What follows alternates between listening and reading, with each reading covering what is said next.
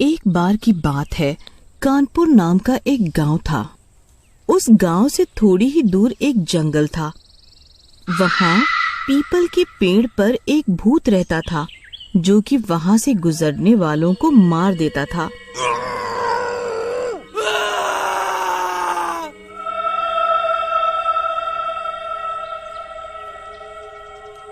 एक दिन एक मुसाफिर वहां से गुजर रहा था। क्या खुशबू आ रही है।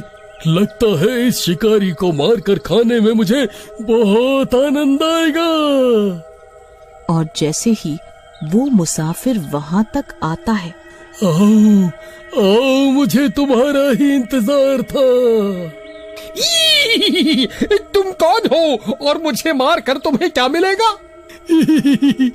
तुमसे मेरे पेट की भूख मिटेगी। और वो आदमी चिल्लाता है, बचाओ बचाओ, लेकिन वो भूत उसे मार देता है।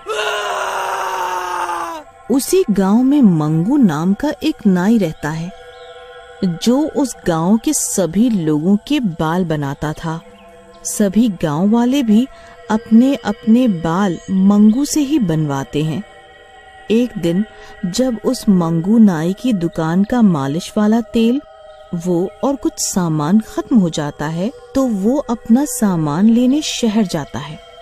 तभी मंगू जब शहर से लौट रहा होता है, तो वो उसी जंगल से आता है जहाँ पीपल के पेड़ के पास वो भूत रहता है।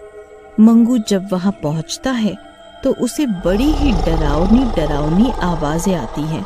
हे भगवान, ये सब क्या हो रहा है मेरे साथ? उस दिन अमावस्या की काली अंधेरी रात होती है। जोर जोर से हवा चलती है। ये आवाजें कहाँ से आ रही हैं? मंगू थर थर कांपने लगता है। तभी जब वो पीछे मुड़ के देखता है तो उसे वो ही भूत दिखाई देता है।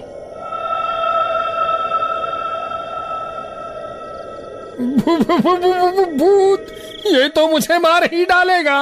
हे भगवान, मुझे बचा ले इस भूत से, ये तो मुझे जिंदा ही खा जाएगा।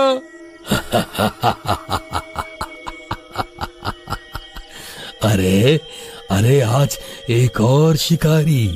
अब तो मैं इसके इंसानी शरीर में घुस जाऊंगा और सभी गांव वालों को परेशान करूंगा, उन्हें मारकर अपनी भूख मिटाऊंगा।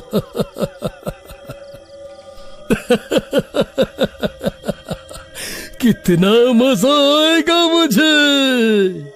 और पेड़ के नीचे आ जाता है और मंगू के शरीर में घुस जाता है।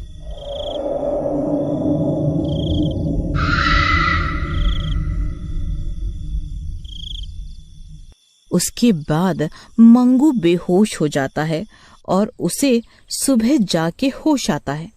तब मंगू अपने घर वापस आता है। मंगू को आता देखकर उसकी पत्नी मीना, अरे आ गए आप? वैसे तो आप रात तक आ जाते थे, फिर ऐसा क्या हुआ जो आप इतना लेट आए हो? कुछ नहीं हुआ। अरे ये कैसा अजीब सा व्यवहार कर रहे हैं। दूसरे दिन मंगू अपने काम पर अपनी दुकान पर जाता है। तभी थोड़ी ही देर में मोनू वहाँ बाल बनवाने आता है। क्यों रे मंगू भैया, हमारे बाल बना दोगे? हाँ हाँ, क्यों नहीं, मैं आपके बाल बना दूंगा। ठीक है, बना दो। मंगू बाल बनाने लगता है। वो आधे बाल बनाता है, फिर मोनू से कहता है, मोनू भाई, मैं तुम्हारे आधे बाल रात को बनाऊंगा, तुम नदी के किनारे आ जाना। ठीक है मंगू भैया, मुझे तो बाल ही बनवाने हैं, चाहे रात को बने या फिर दिन में बने। अरे लेकिन ये बताओ मंगू भैया, आज आप इतने उदास से क्यों लग रहे हो? नहीं, ऐसा कुछ नहीं है। और चला जाता है। फिर जब रात हो जाती है तो मोनू नदी के किनारे जाके बैठ जाता है और गाना गाने लगता है। मैं निकला ओ गड्डी लेके, ओ सड़क पे एक मोड़ आया, मैं उथे दिल छोड़ आया। टिंग टनक टिंग टिंग टनक टिंग टिंग टनक टिंग। आया नहीं। इतने में मंगू भी आ जाता है और बिना कुछ बोले ही पीछे से उसके बाल काटने लगता है। अरे मंगू भैया, तुमने बताया ही नहीं कि तुम बिना बोले ही पीछे से ऐसे बाल काटने लगे। मंगू कुछ नहीं बोलता है। चलो कोई बात नहीं, मुझे एक आईना तो दो, जरा मैं भी तो देखूं तुम कैसे बाल बना रहे हो। मंगू आईना दे देता है। मोनू जब आईना देखता है, अरे हे भगवान, इस आईने में मेरी जगह ये पेड़ ही पेड़ क्यों दिखाई दे रहे हैं?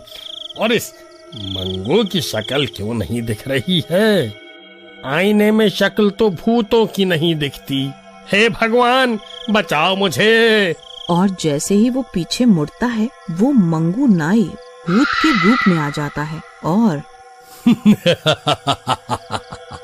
करता हुआ चाकू से उसकी गर्दन काट के उसे मार देता है।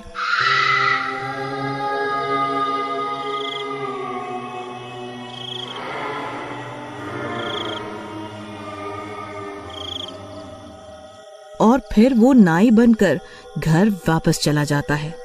दूसरे दिन सभी गांव वालों को पता चलता है कि मोनू को किसी ने मार दिया है। सभी आपस में बातचीत करते हैं कि ऐसा कैसे हुआ। मंगू की पत्नी भी ये सब सुन रही होती है और अपने घर वापस चली जाती है। फिर दूसरे दिन मंगू अपने काम पर जाता है। तभी एक बच्चा रानू भी उससे बाल बनवाने आता है। आ जाओ। मंगू आ जाओ कहकर उसके बाल बनाने लगता है और आधे बाल बनाकर उसे भी नदी किनारे आकर बाल बनवाने को बोलता है और अपने घर चला जाता है। फिर जब रात होती है तो रानू भी नदी के किनारे पहुंच जाता है और मंगू भी आ जाता है और पीछे से बिना कुछ कहे ही बाल बनाने लगता है। फिर थोड़ी ही देर में मंगू नाई भूतिया रूप में आकर उस रानू को भी चाकू से गला काटकर उसे मार देता है।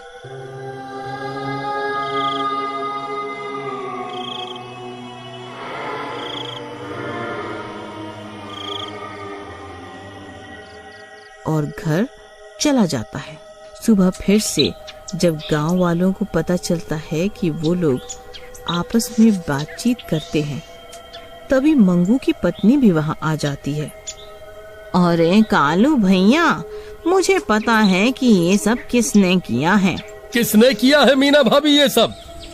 और आपको कैसे पता? ये सब मेरे पति ने, उनके शरीर पर किसी भूत ने कब्जा कर लिया और वो ही ये सब करवा रहा है।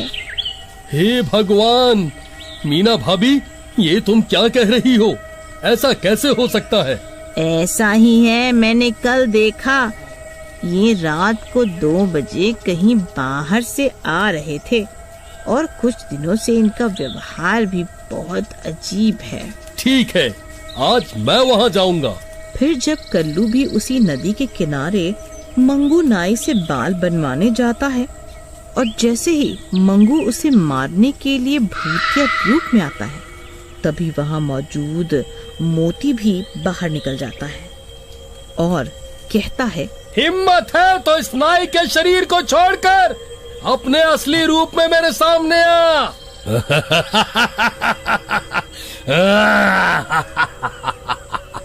और भूत अपने असली रूप में आ जाता है। तभी मोती उसे पत्थर से बंधी बेड़ियों में जकड़ लेता है। भूत बहुत चिल्लाता है, नहीं नहीं, मैं तुम सबको नहीं छोड़ूंगा। और वो सभी गांव वाले मिलकर उन बेड़ियों को पत्थर सहित खींचते हुए उस भूत को नदी में फेंक देते हैं और उसमें पत्थर के भारी होने के कारण भूत उस नदी में डूब जाता है और सभी गांव वाले खुश हो जाते हैं। मंगू भी पहले जैसा हो जाता है। अरे अरे, मेरी जान बचाने के लिए आप सबका शुक्रिया अदा करता हूँ। अरे कोई बात नहीं मंगू भैया, इसके बदले तुम सारी जिंदगी हम सबके बाल फ्री में बनाते रहना।